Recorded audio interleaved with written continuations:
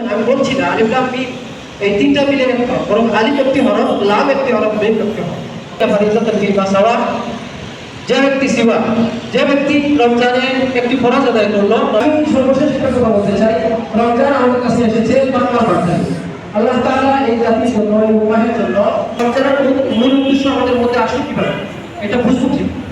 তো এর একটা উদাহরণ হাদিস শুনি, জান্নাত মুত্তাকিদের জন্য তাকওয়ার, তখন উনি সহজ একটা উদাহরণ দিলেন, আল আখাযা তারিকান যা শাওকাতিন, বুঝিয়ে আপনি বুঝিয়ে খুব সুন্দর কথা শুনছেন। হাজা তাকওয়া, এটাই তাকওয়া। রমজানে যদি আমাদের ভিতরে এমন অনুভূতি আসে যে আমি যে কথা বলবো সেটাই তাকওয়া এখানে থাকে। আমি সবাইকে স্বাগত জানাচ্ছি। রমজানের তাকওয়া যেন আল্লাহ তাআলা আমাদের সবাইকে হাসিল করার তৌফিক দান করেন এবং প্রকৃত তাকওয়া হাসিল করে পরবর্তী জীবন আমরা মুফতি নুরুজ্জামান সাহেব হাফিজাহুল্লাহ তাআলা।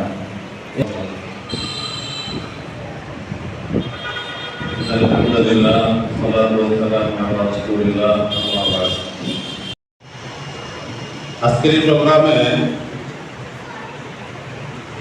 যে কথাটা গুরুত্বের সাথে সকলের বোঝা দরকার এবং অনুধাবন করা দরকার, নাসিহা ফাউন্ডেশন কোরআন তেলাওয়াত শুদ্ধ না হয় তাহলে একজন নামাজ আদায়কারী ব্যক্তির নামাজ কতটুকু হবে এটা আমরা নিজেরাই বুঝবো।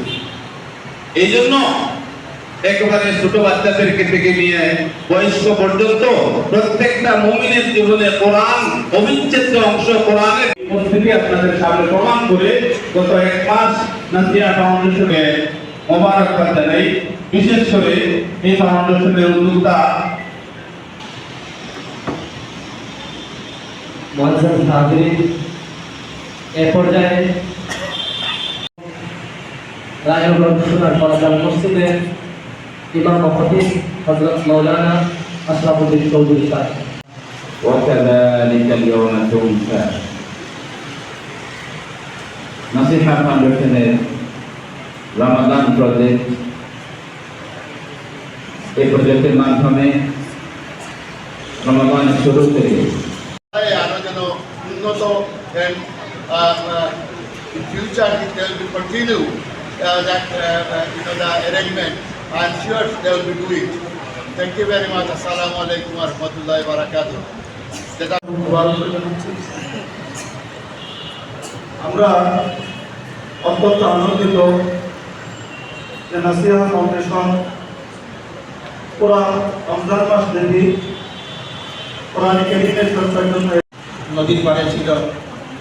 সেখানকার 60 জন ছাত্রী যে প্রতিষ্ঠান শুরু হয়েছিল তাদের মধ্যে দুজন ছিলেন, একজন মুফতি হাবিবুর ভাই আর হচ্ছে মুফতি শামীম মোহাম্মদ। যেহেতু প্রিন্সিপাল সাহেব রহমতুল্লাহ আলী তাদের ঘরে, আলহামদুলিল্লাহ তারা লন্ডনে আছেন। আমি আমার আলোচনা শুনতে কামনা করি আল্লাহ পাক রব্বুল আলামিন তাদের সহযোগিতা করুন। আর কোরআন হেফাজতের জন্য একটা সেনাবাহিনীর সদস্য আছেন, রাষ্ট্র হেফাজতের জন্য সেনাবাহিনীর দেশের কর্ণধার, যিনি কুতুবে আলম মাসরি শেখুল ইসলাম আল্লামা হুসাইন আহমদ মাদনী রাহমাতুল্লাহি আলাইহি দাঁড়িয়ে তারা তাদের নজির সৃষ্টি করেছিল এই সংগঠনটি এবং কোরআনের খেদমতে, দ্বীনের খেদমতে তারা যে ভূমিকা রাখছেন, আমি তাদের উত্তরোত্তর সাফল্য কামনা করি।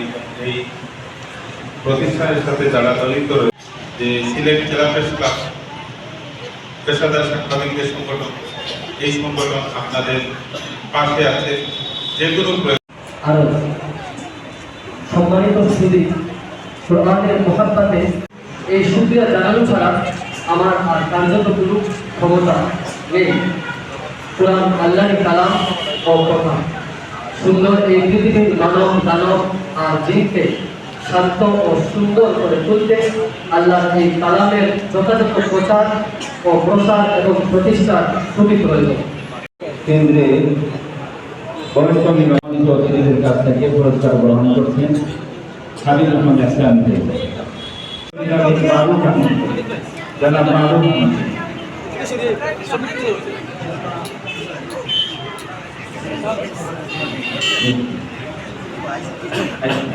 মেয়েটা কিছু অসুস্থ, তার পড়াও আলহামদুলিল্লাহ অনেক সুন্দর। সিলেট সরকারি অগ্রগামী বিদ্যালয়ে সে পড়ে।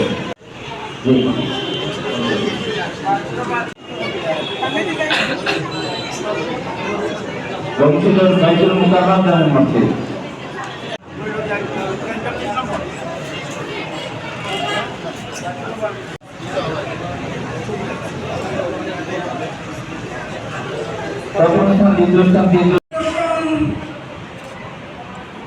আয়োজিত আজকের এই প্রাণের মজলিসের সম্মানিত সভাপতি,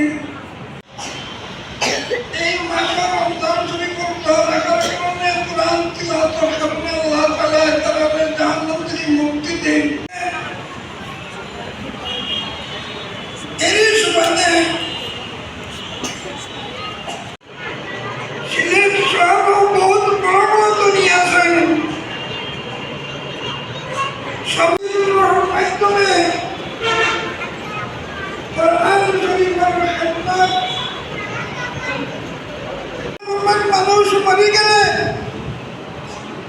তার আমল বন্ধ নেই তারা, কিন্তু তার কবর আল্লাহর রহমতের বৃষ্টি বর্ষণ হইতেছে।